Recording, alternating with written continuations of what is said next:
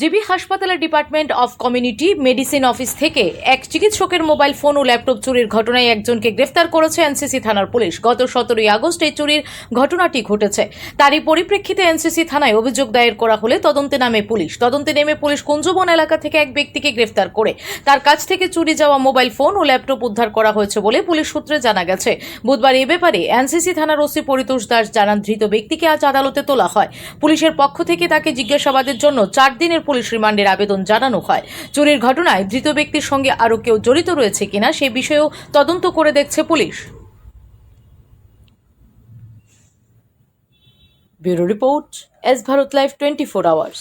বিষয়ে আমাদের কাছে একটা রিটার্ন কমপ্লেন আসলে আমরা একটা কেস রেজিস্টার করি। NCCPS case number 60/2024 under section 329 clause 2 and 305 clause E BNS দ্বারা আমরা মামলা নেই এবং তদন্ত নামে জিবি আউটপোস্টের এসআই সুপান দাস একজনকে আটক করতে সক্ষম হয়েছে এবং তার কাছ থেকে একটি ল্যাপটপ এবং 2টি অ্যান্ড্রয়েড মোবাইল সেট আমরা উদ্ধার করতে সক্ষম হয়েছি এবং তাকে অ্যারেস্ট করা হয়েছে। আজকে তাকে পুলিশ রিমান্ড চেয়ে আমরা আদালতে প্রেরণ করব।